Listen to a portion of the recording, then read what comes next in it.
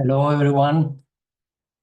I'm Guido Di Pasquale, Managing Director at PAVE Europe, and I'm really excited today to welcome you to our 26th virtual panel.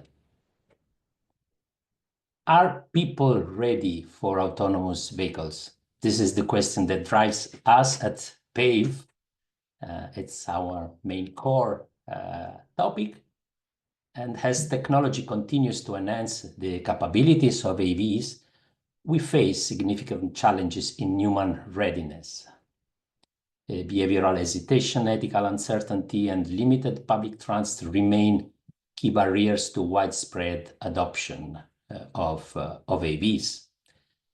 In this conversation today, we will delve into how AVs can be designed with people in mind and how trust and perception shape the pace and success of AV adoption. Among the others, we will tackle influence of human behaviors and cognitive biases on attitudes towards autonomous systems, psychological research, and public perception data to better understand human readiness for AVs.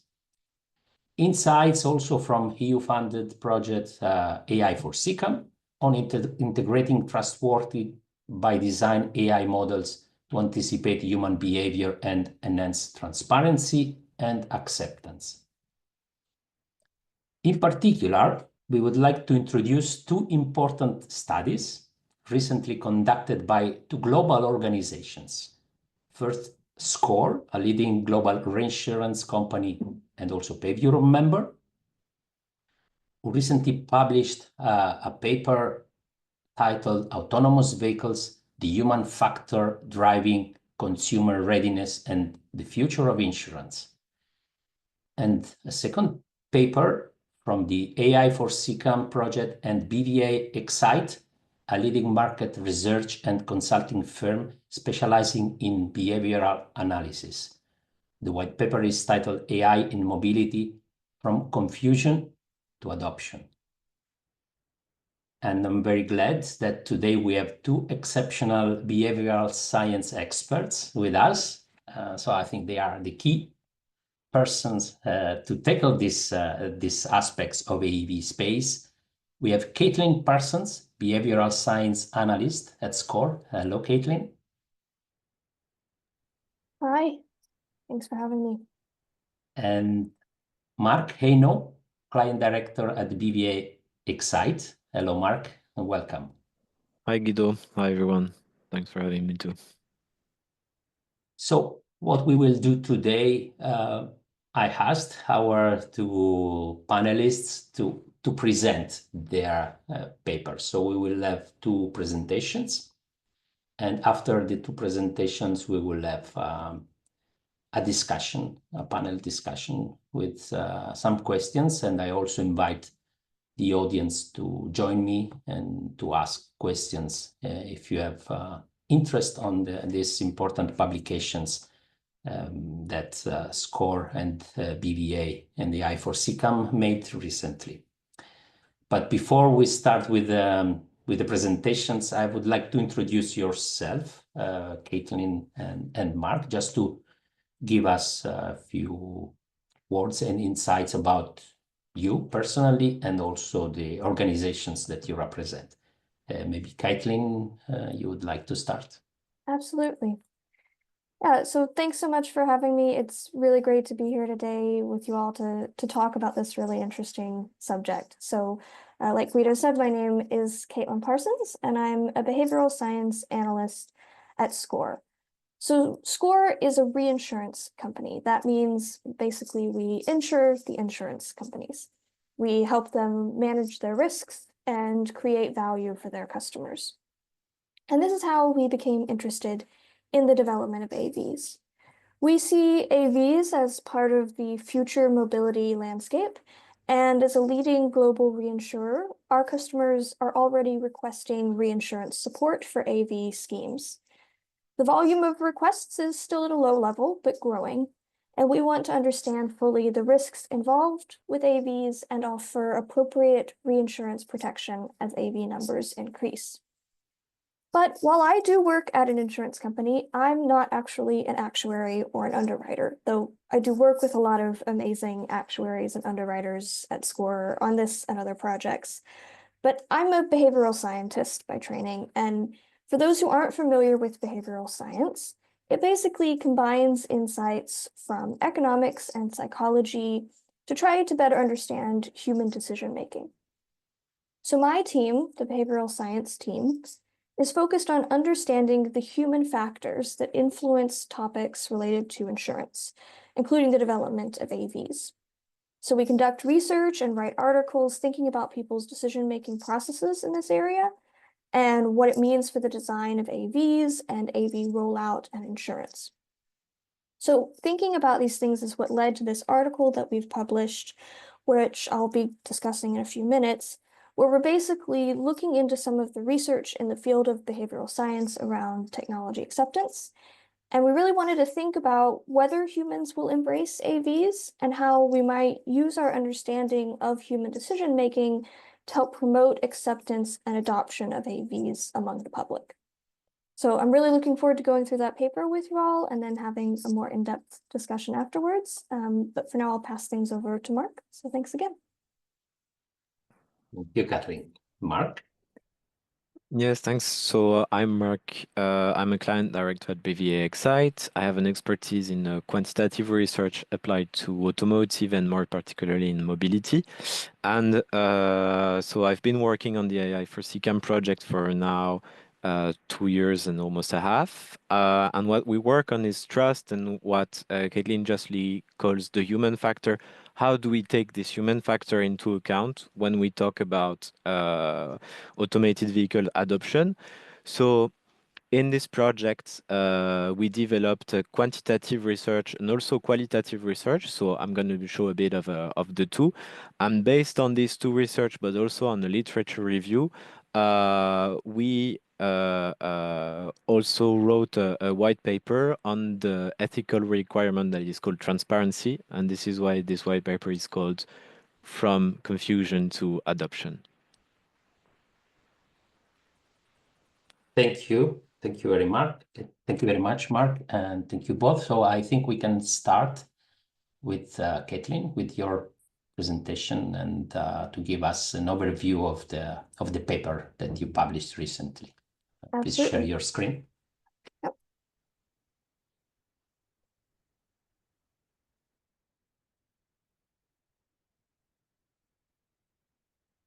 Okay, so thanks. I'm really excited to be able to share with everyone the way that SCORE has been thinking about this topic through a behavioral science lens. So I'm basically going to be briefly walking you through the paper that we recently published on this topic and covering some of the behavioral science concepts that can inform how we think about AVs.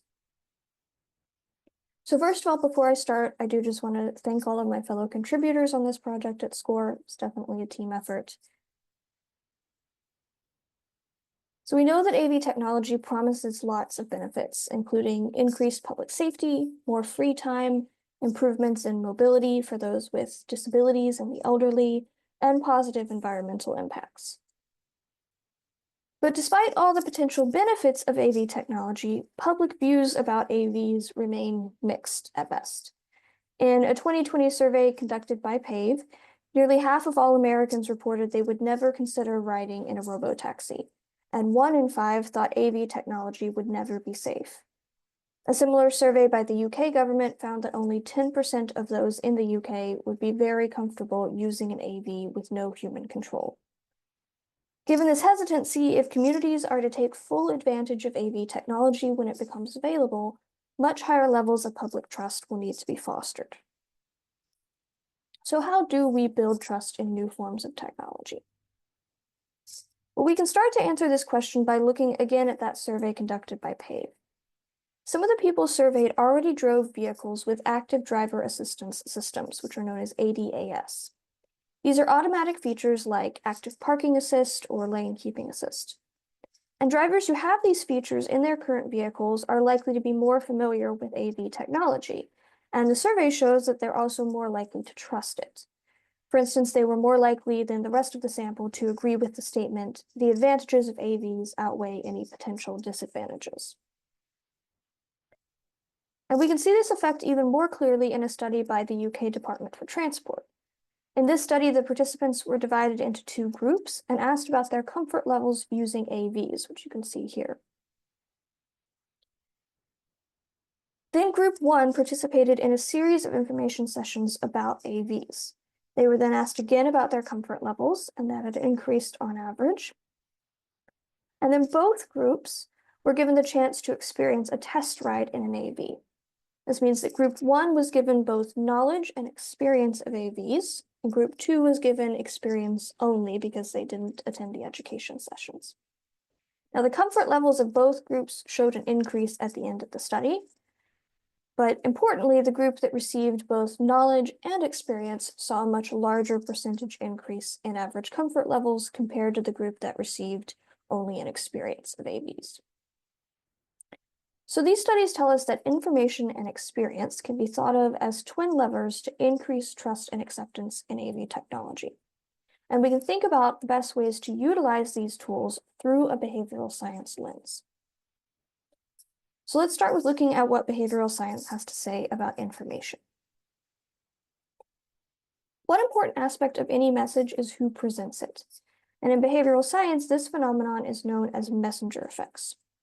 The same message can be seen as more or less accurate, trustworthy, and deserving of response depending on the messenger. For instance, we might trust someone because they're an expert and have a proven track record. But more worryingly, we also tend to trust authority figures, even when they provide clearly incorrect information or when their authority is unrelated to the information they're conveying. We also often find information more credible when it comes from an attractive messenger.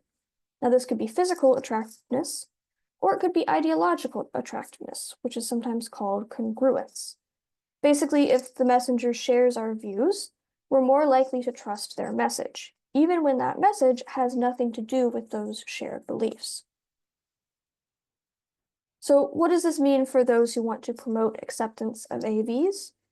Well, the best messenger will differ in each context, but a good messenger should be seen as an authority figure and share the same values and ideals as the target audience. This is the best way to ensure that their message can be met with trust and acceptance. The next thing to consider when using information to promote acceptance of AVs is how the message is presented. And here we have the behavioral science concept of framing. So to understand how framing works, imagine you're expecting to receive a 10% raise, and then you receive a 5% raise instead. Is this situation a gain because you're now making more money, or a loss because you're making less money than you expected to be? Well, whether you perceive this as a gain or a loss will depend on how you view the situation and how others present it to you. In other words, it depends on the framing. And the framing matters because studies have shown that individuals feel the pain of a loss of a certain amount more intensely than they feel the joy of a gain of the same amount. And when a situation is framed as a loss, individuals are also more likely to make risky decisions, whereas they're more likely to act conservatively when the situation is framed as a gain. So given this, using a loss framing in messaging can be a really powerful method to produce action. In the context of AVs, this could be accomplished by focusing on what will be lost if AVs are not embraced.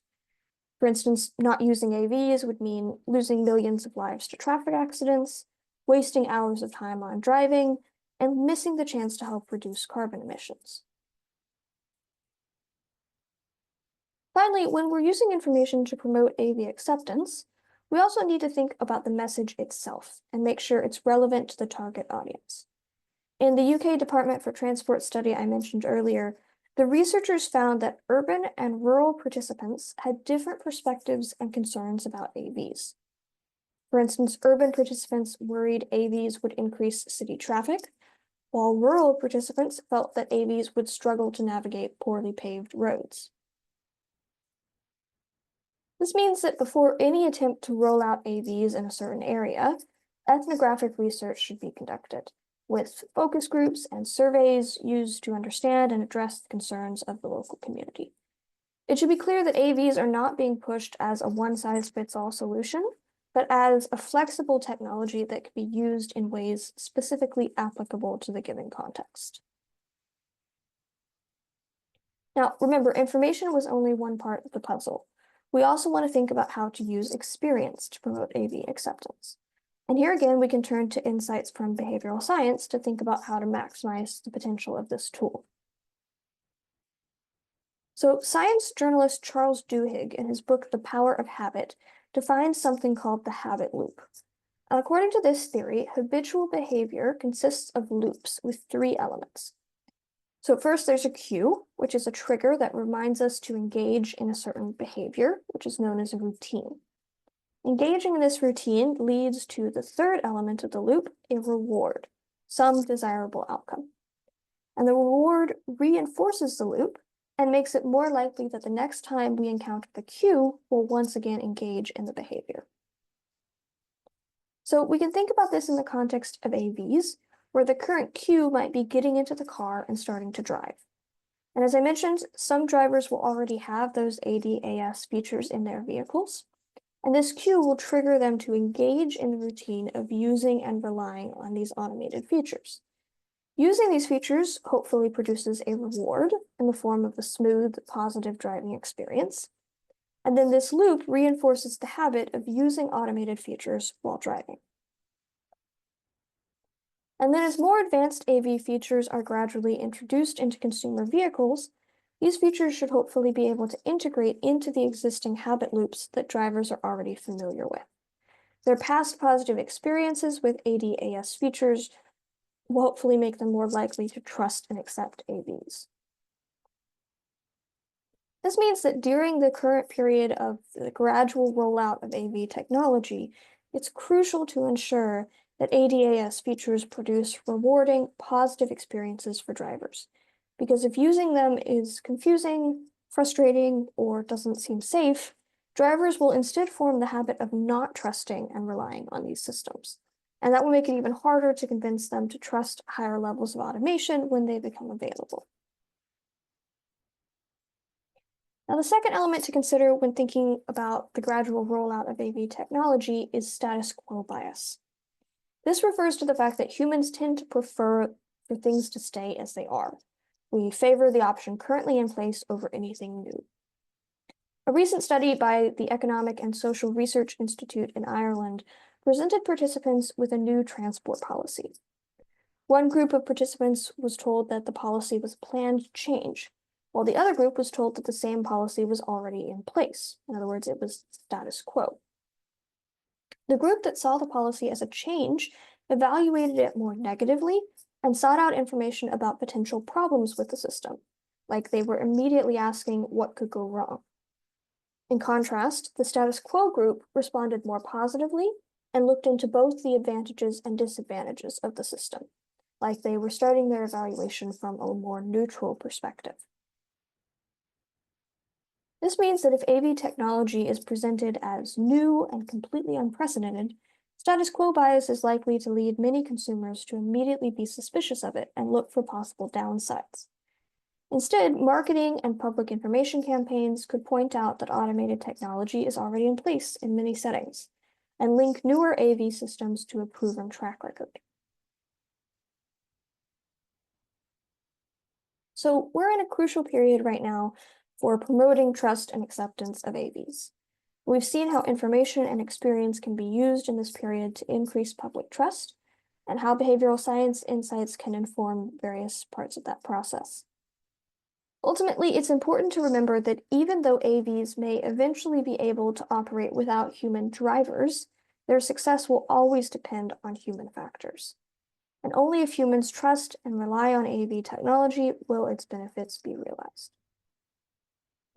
So thank you so much for your attention, and I look forward to discussing this further in a little while. Thank you very much, Caitlin. I think you mentioned many aspects and also recommendations for us at PAVE Europe on how to address public acceptance and trust. Thanks a lot. And now I would move to Mark for his presentation. Yes, thanks a lot. Thanks, Caitlin, for the presentation.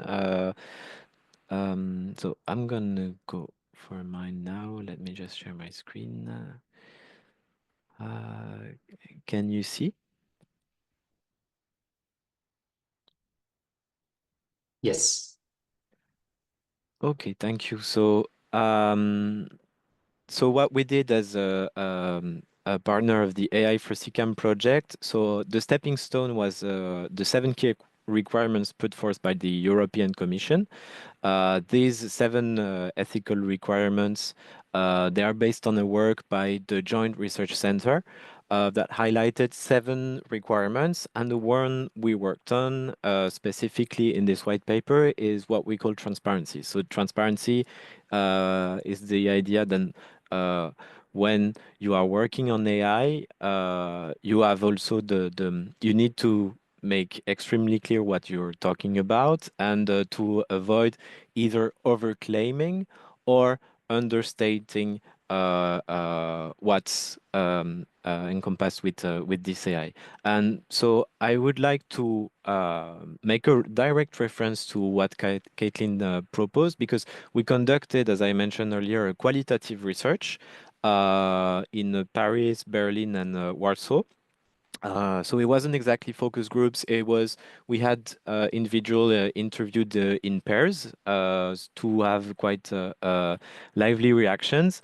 And what we saw is that wording has a very strong influence on framing people's perception and anchoring a comparison universe, which even questions the autonomous vehicle concept, because the idea of autonomy, as you can see here, so when we talk about adoption, you have levers and barriers. And in terms of barriers, when we talk about wording related to autonomy, intelligence,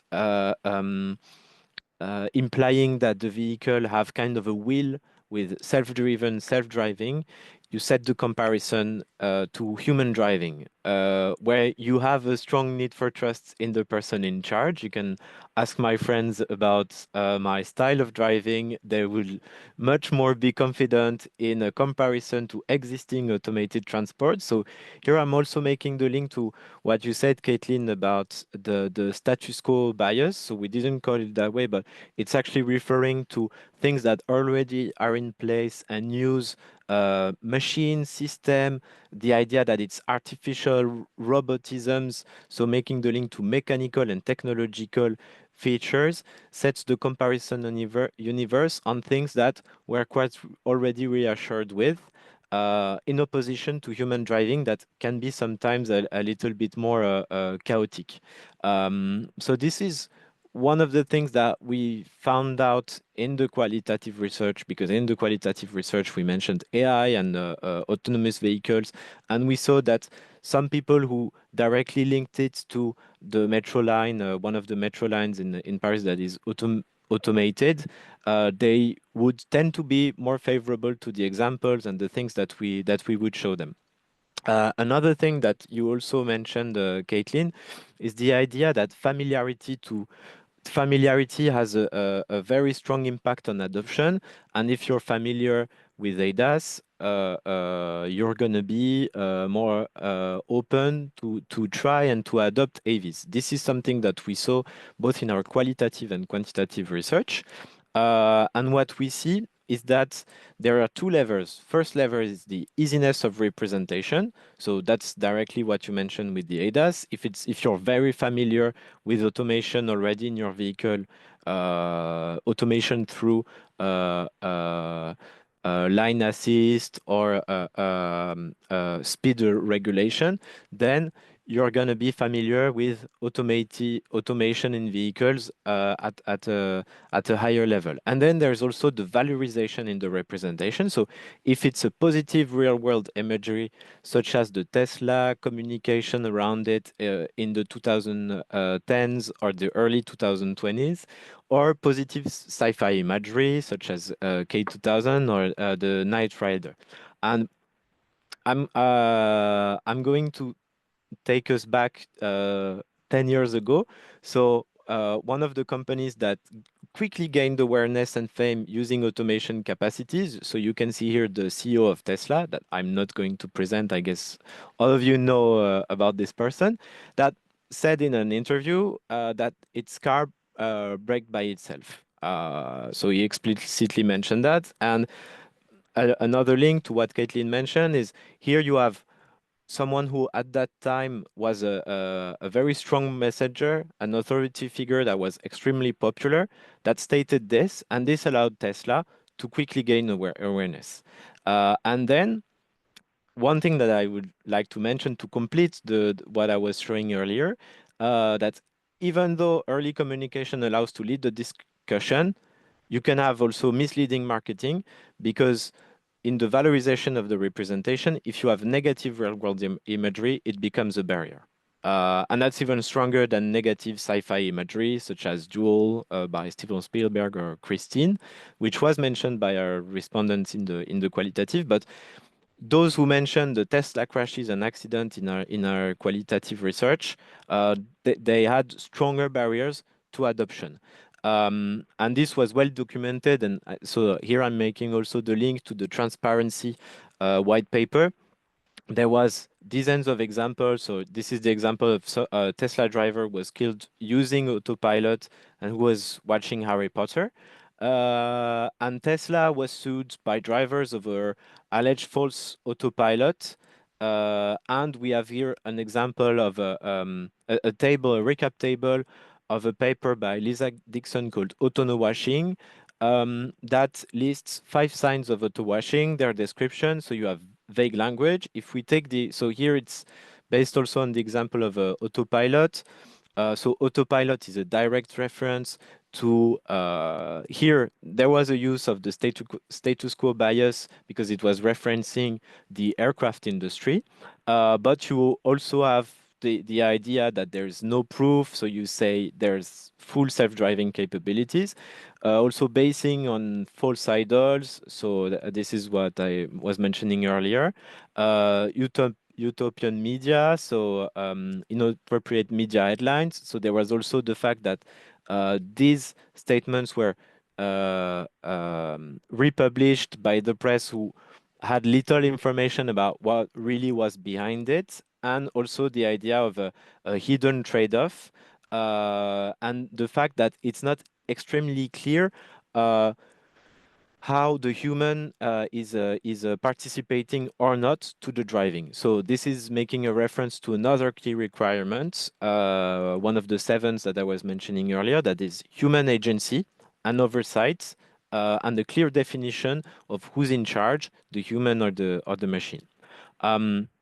So this is what we saw in the qualitative. In the quantitative research, I'm not going to go in details in what we did in the quantitative research, but what's interesting is that we have figures that are also close to what Caitlin was showing earlier. This is based on a research that we conducted last year among 7,200 Europeans in 6 different countries. And we see that we have about half of European citizens who would be willing to try automated vehicles. So we tested level 4 of automation. But what we see and what's more interesting behind this 51%, that doesn't say that much after all, is who's more inclined versus who's not. And we see that intention to adopt highly depends on revenue, education, age, and the main transportation mode. So this is what we see here on the left side of the slide. Based on that, our recommendations for policymakers and manufacturers was to actively address the concerns of women, because we see also a trend, and that was seen in other research, that women were slightly less inclined to try them, but also rural communities, the elderly, lower income or less educated groups, and ensure the engagement via inclusive measures to overcome disparities in adoption, fostering trust, and maximize societal benefits. And we have a couple of examples of how to do that, also based on behavioral science. The first one is what we call the IKEA effect. or the idea that you place more value on things that you have built or created yourself. So based on that, we designed a participatory space within AI for CCAM that allows citizens to give their opinion and share their views on automated mobility, because communication, when we talk about communication on AVs, it must be bilateral, and it's not only the idea of the type of campaigns that you address, but also how do you collect feedback from users. And when I'm talking about users, it's not only vehicle users, but road users, because these are things that we put on our roads. And there's also the example of the Citizens Convention on AI in Montpellier. So it's not part of the AI for CCAM project, but it's something that was quite interesting by the initiative of the city of Montpellier that gathered researchers. So among them there was Cedric Villani, and the idea was to gather 40 citizens from the metropolitan area of Montpellier and get them trained over 3 weekends and to participate of what does it mean to have AI, not necessarily AI related to mobility, by the way, but their conclusions were quite interesting, high-level conclusions that I invite you all to see. So that's a good idea of having the public participating to the discussion, a quite innovating way to do it. And another way to have adoption increase is the mere exposure effect, because we tend to prefer things we are familiar with. And this is not AI for CCAM, it's a show project to which participated UITP.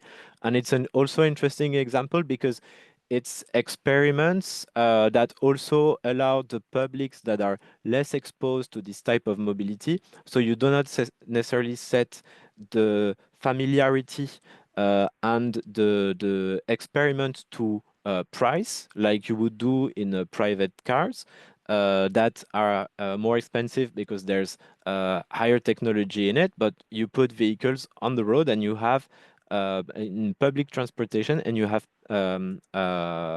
potential users tested, and these potential users are people that would be usually less inclined, for instance, to buy a car, and this is a way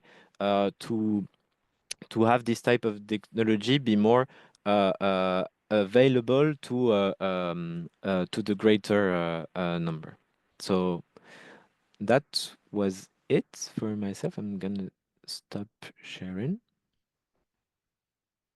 Excellent. Thanks a lot, Mark. Again, I think many inputs and elements for us, for our consideration at PAVE Europe. I think we can move to a short discussion. I have some questions for you both to go a bit deeper into what you presented. And I would like to start with you, Kathleen. You talked about habit loops and status quo bias, but how can AV companies integrate these psychological factors into the design of user onboarding experiences? I think we have many industries and AV companies that are keen to learn more about it.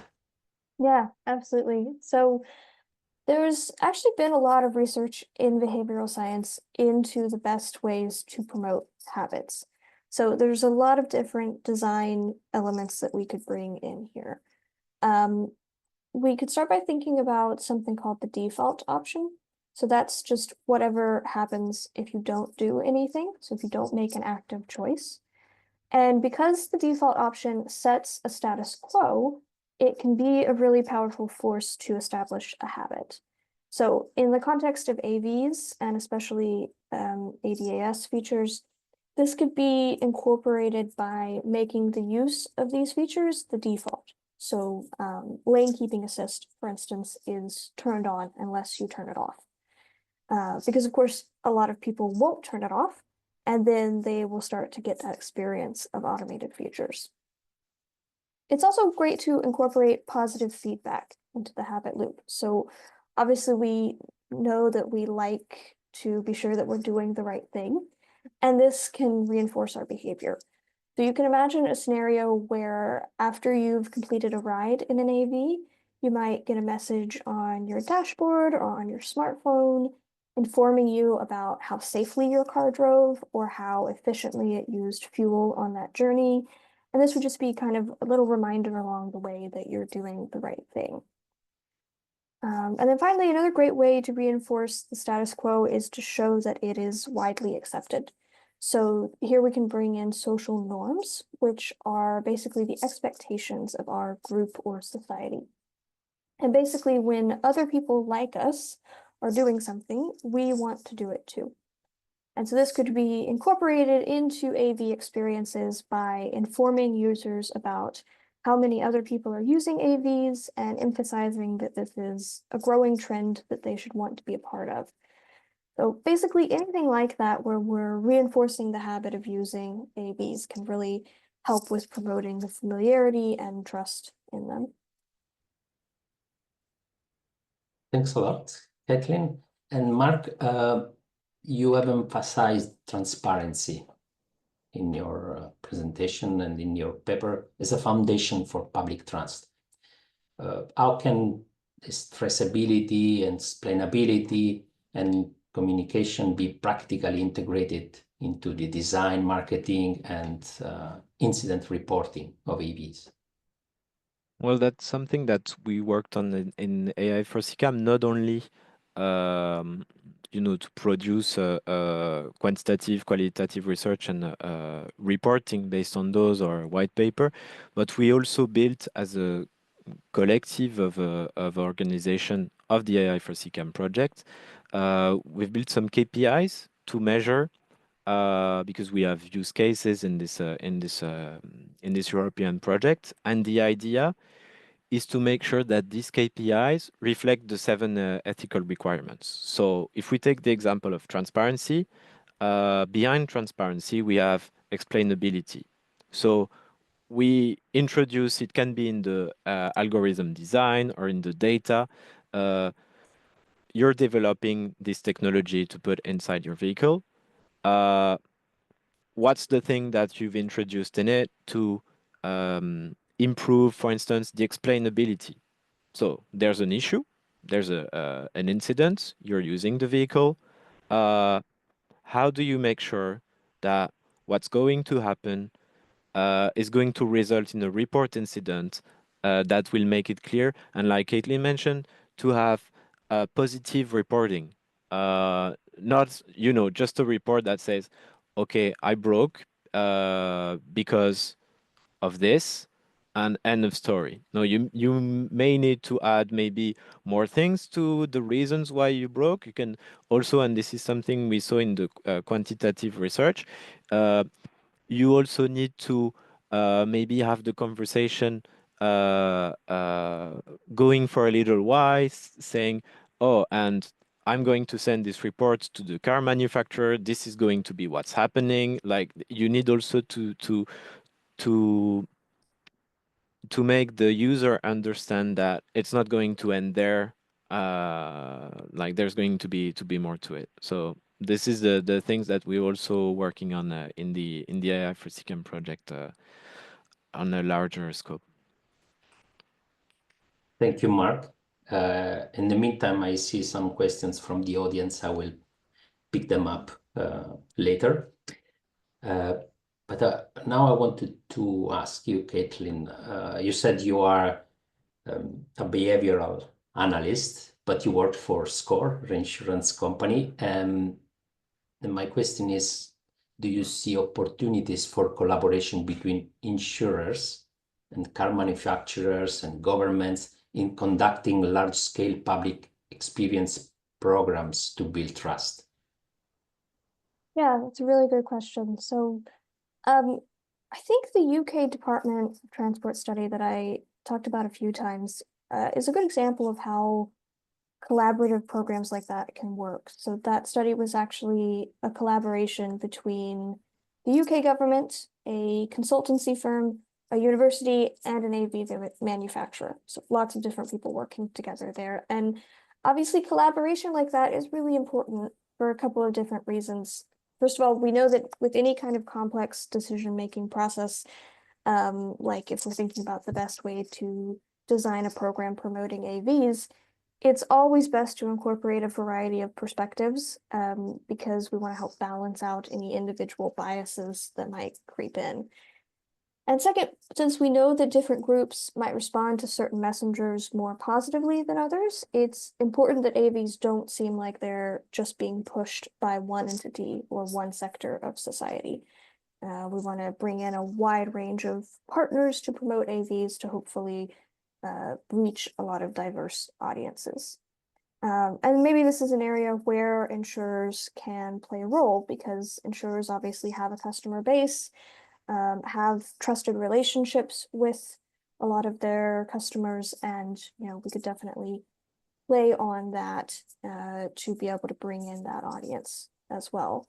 And I think practically one way to think about organizing experiences like this might be to focus on meeting people where they are and taking advantage of large-scale public experiences that are already happening. So for instance, we might think about offering AV information sessions and test rides at national sporting events or music festivals. And basically just the more we can bring AVs into people's everyday lives and kind of familiarize them with the idea, the more people will hopefully start to trust the technology. Yeah, thanks a lot, Caitlin. That's part of a PAVE and PAVE Europe mission, of course. Mark, I was curious about when you talked about autonomous washing. It's it's a practice of overstating AI autonomy or ethics that can mislead the public and undermine trust as well. No?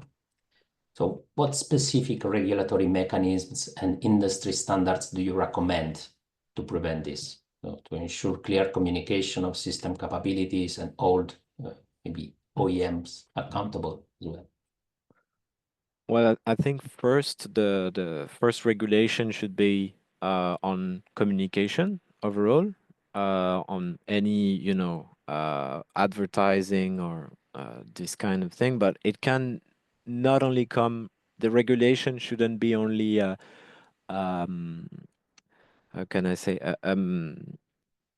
used as a stick to to punish those who would wrongly communicate. There should also be uh, regulation or things used to foster the overall knowledge, because the issue with autonomous washing is not only about the um, original messenger, but it's also the fact that then the press is uh, pushing this without fact checking. So there's maybe the need for trainings, trainings also of citizens. One of the things that really struck me in the qualitative research that we conducted was the need for training. The people that we interviewed that were in the qualitative research, we had people who were familiar already with ADAS, because we wanted to have a more feedback, a higher quality feedback.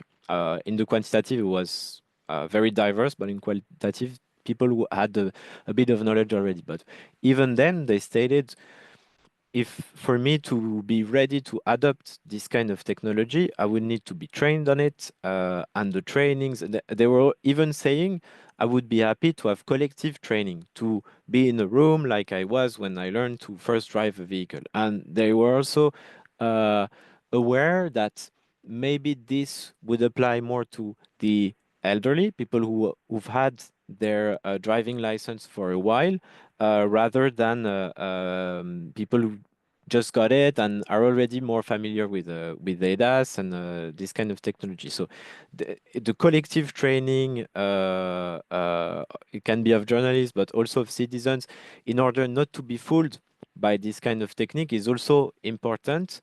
And maybe one of the things that we can also highlight is the fact that there's the communication in the idea of advertising, but when the dealer is handing out a vehicle, he is communicating also. So maybe a good way would be to have a mandatory session of 1 hour. The dealer is explaining what the vehicle can or cannot do, and audits. So people going, trying to buy a vehicle and checking if there is or is not this kind of a mechanism pushed through. This could be an idea to make sure that those who are acquiring these vehicles are indeed made aware of what's behind it. I think that this could be a good way. And further than this, this education, the collective discussion that we highlighted, seems important to really bring a real awareness and not only notoriety. Thank you, Mark. Just one more question. I can see a role for car dealers, for ADAS in communicating and training, but what about level 4 or high level of automation? Who should take this role of training, or the Well, passengers, where we talk about more public transport here or shared mobility? what we saw there, and this is something because we also participate to a forum last year at IT Trans with PTOs and PTAs who participated to a discussion, to a roundtable discussion. The idea of having chaperones in this type of vehicle for the first stage, you know, you're deploying this type of vehicle, so having people inside the vehicle explaining how it works, being there to reassure. It seems for the first stage quite important to really reassure, because this is something that is completely new.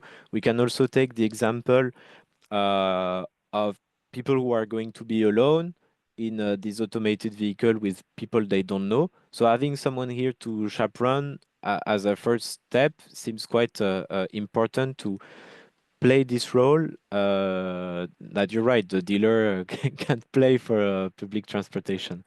And this also means that you the if you have very limited shuttles, so with 3 or 4 or 5 seats, it increases the cost of a chaperone. So thinking of wider shuttles or buses to make it lively is also important.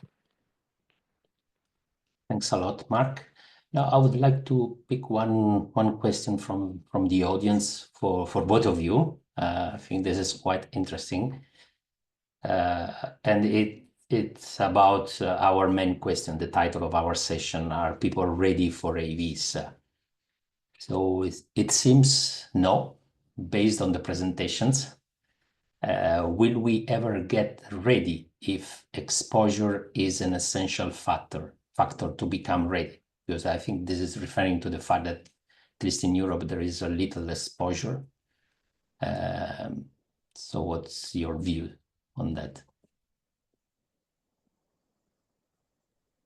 Yeah, I can go ahead. So, it's a really good question, and it's definitely, I think, a reality that we need to acknowledge at the moment, that the data seems to say that at least a sizable portion of the population is not ready for AVs at the moment. However, I don't think this necessarily means that there is never going to be a reality where we are ready for them.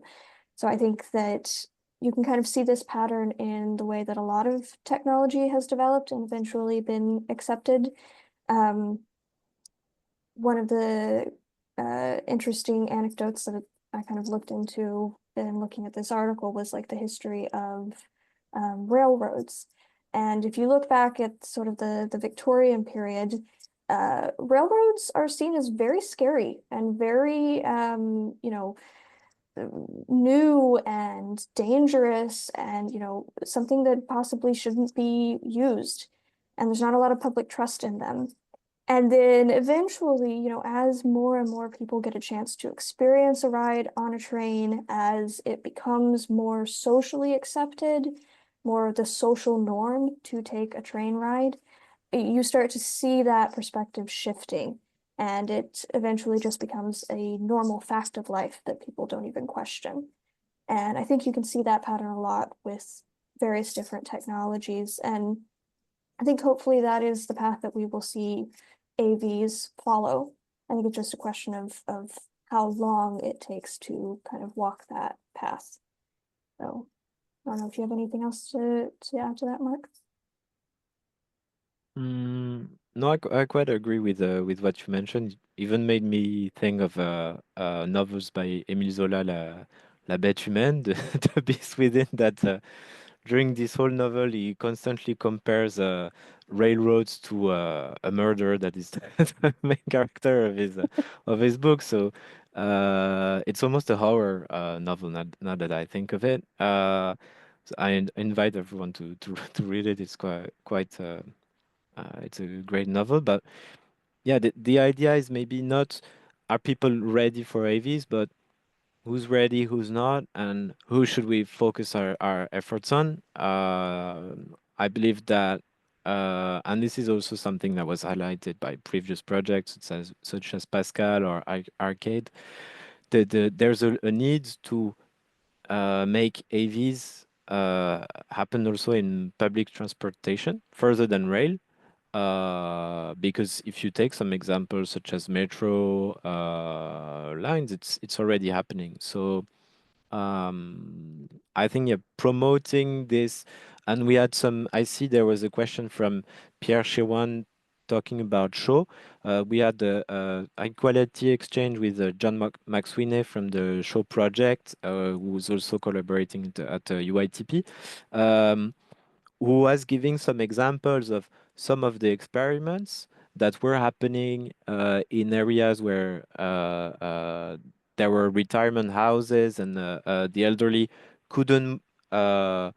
They needed to get some taxis to go to a part of the city. I think it was in Hamburg, and this type of experiment were strongly used by them because it made part of the city accessible for them, which was not before. So this kind of experiment, it's going to take a lot of effort and also proper thinking and local implementation will promote this type of technology.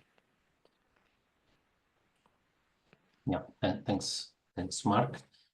I think you answer questions from Pierre, and he also asks what are the 3 major points to put in place before and during the service, always in terms of public transport. But I want to go back to your presentations also, and Caitlin, you mentioned the messenger effect. I think this is quite interesting and relevant for us as well.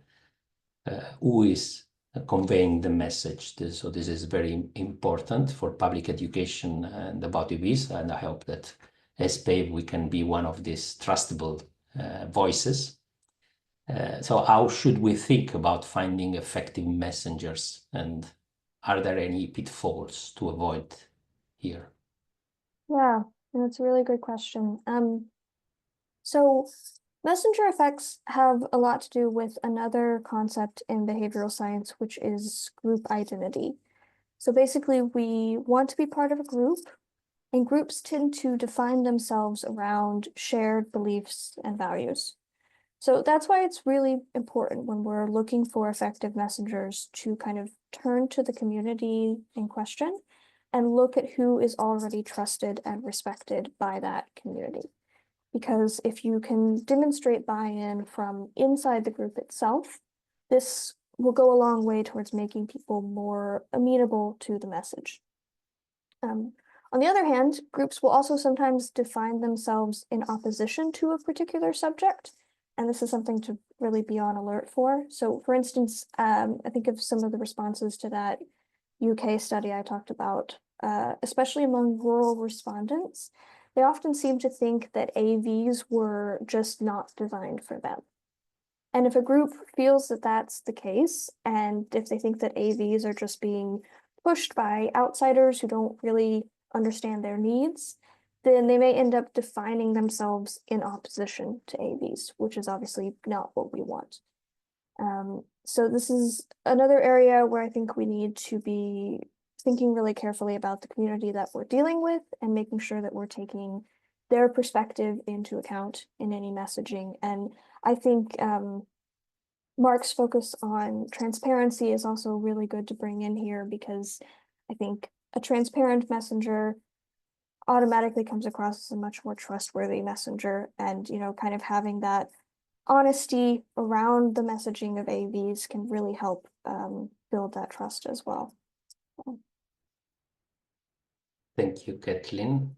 And Mark, your paper critiques the use of simplified ethical dilemmas like the well-known trolley problem, and terms also such as autonomous or self-driving. How can the industry shift the conversation toward more meaningful ethical concerns like liability or infrastructure, and reframe terminology without sacrificing marketing appeal, which is important as well?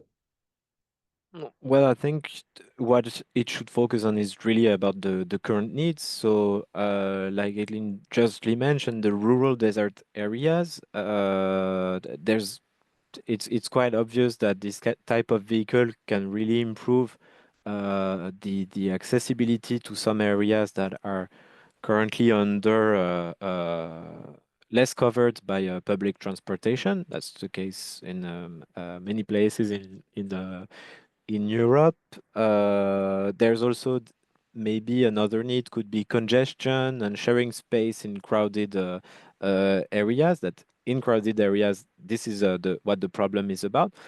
What we also noticed in our qualitative research, because we had city dwellers in this research, and the more regulation there currently is around cities. So we had Paris, Berlin, Warsaw. In Paris and Berlin, the regulation is stronger. So if there's a strong regulation, the fun aspect of driving a car decreases, because you need to there's a lot of congestion.